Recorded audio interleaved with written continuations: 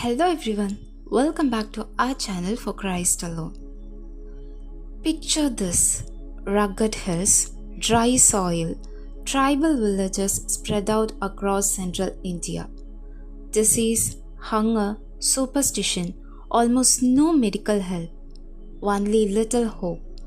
Into such a land steps one man, far from home, determined to preach and heal.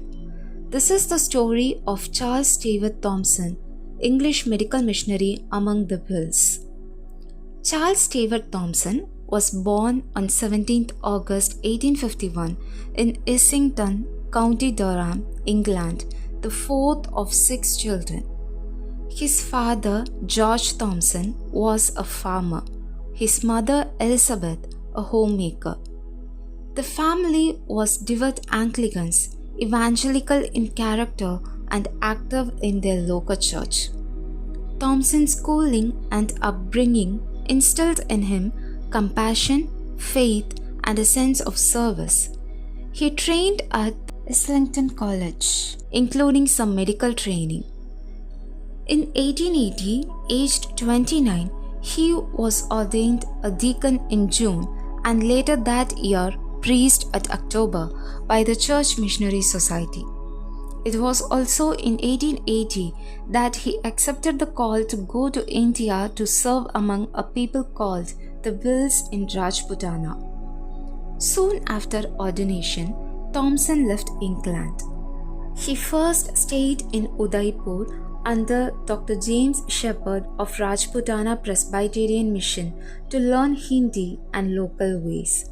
On 27th November 1880, he moved to Kevara, a remote area about 80 kilometers south of Udaipur, which would become his base of operations among the Wills. The Wills were a tribal people with their own language, belief systems, and mistrust of outsiders, especially foreign doctors, because English medicine was new, often misunderstood or feared. Thompson's medical and missionary plan was to build trust through healing first, then through teaching and gospel work. But the progress was slow and required patience. He established makeshift clinics under trees, traveling to villages. He had to win trust, show that his English medicine could help without being seen as imposing or alien.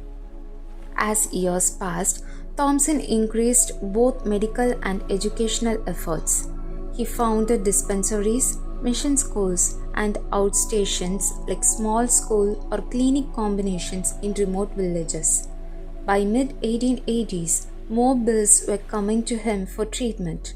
He set up 12 schools in total, including one for girls, which was radical in those times and especially in such tribal settings. In Lusadia, one outstation, he built a school building and hospital. About 45 young boys joined the school when it started.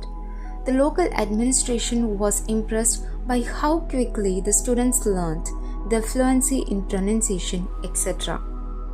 Thompson also noted that communication was a big barrier, so he learned local dialects, that is the Billy language, and in 1895 published Rudiments of the Billy Language, a grammar and vocabulary book in the Billy dialect.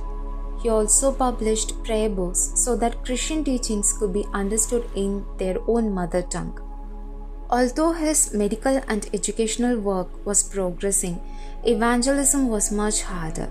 Thompson believed in personal faith and sincere conversion, not just for material gain.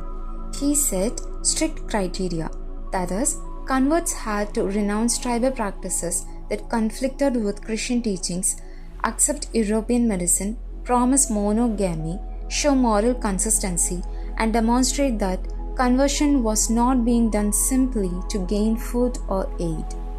After many years of hesitancy among the Wills, on 15 December 1889, Thompson baptized his first group of converts, an older man, Sukha Damor, his wife Herki, and their 4 children.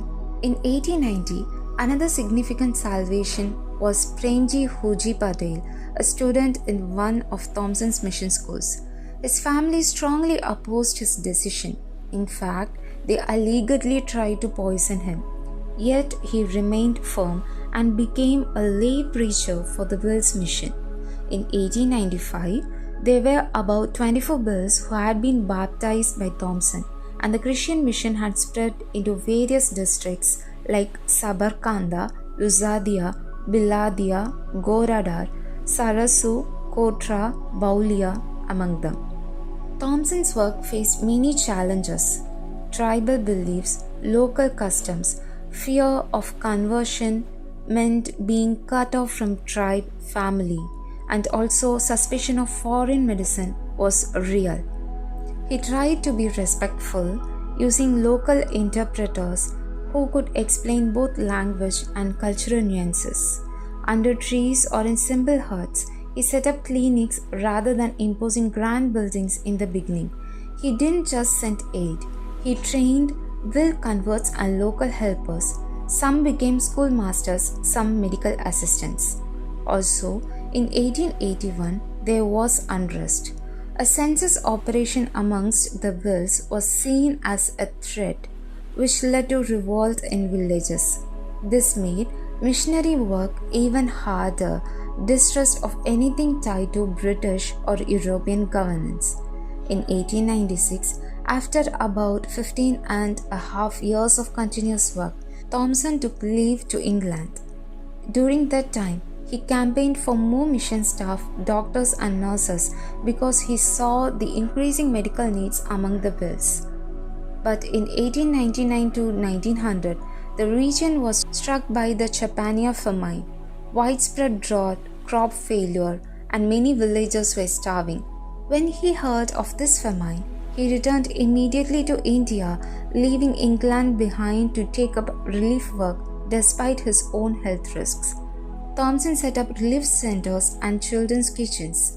Mission schools and buildings were converted into feeding centers. He opened an orphanage, organized grain supplies from distant regions, started food kitchens. By December 1899, in Kerwara alone, about 50 Wills were under his care. Many children were starving. Many villages completely deserted as men had fled, leaving women and children behind. By mid-January 1900, he had established 7 relief centers, feeding over 700 children and some adults. Pupils in mission schools increased rapidly as children came for both food and education. In Biladia, the orphanage opened. By April 1900, about 15 relief centers were operating, feeding over 5,500 children twice daily, alongside aiding many adults. But amidst showing compassion, Thompson's own body gave away. In May 1900, he contracted cholera. Despite the danger, he refused to abandon the Wills in their suffering. When illness struck, people of the Will community carried him on a painful 9-hour journey toward European medical aid. However, he did not make it. On May 19, 1900, at noon, under a tree near Kanbai, 12 miles from Kerwara, Charles Stewart Thompson died. He never married. His life was wholly devoted to service. His death was mourned, but also honored among the Wills and the missionary community as the man who laid down his life while helping others. Though Thompson's life was only 48 years, his legacy is profound. Because of him, many schools and dispensaries continued after his death. Translations, grammar, vocabulary books in Willie helped bridge cultures and made Christian teaching accessible. He is a perfect example of sacrificial service, risking his life working among famine and disease, not for recognition but out of compassion. His name lives on as Thompson Memorial School in Kerwara, among other institutions in the region. His grave at Kanbai is still a place of memory for local Christians. So, what can we learn from his story? That healing needs more than medicine. It needs love, sacrifice, cultural humility, and patience. The that one person who's willing to devote themselves can make a transformative change. That faith, when lived out in service, can heal both bodies and spirits. Charles Stewart Thompson, a doctor, missionary, and a friend of the Wills, a life poured out, a life that continues to speak. Thank you for watching.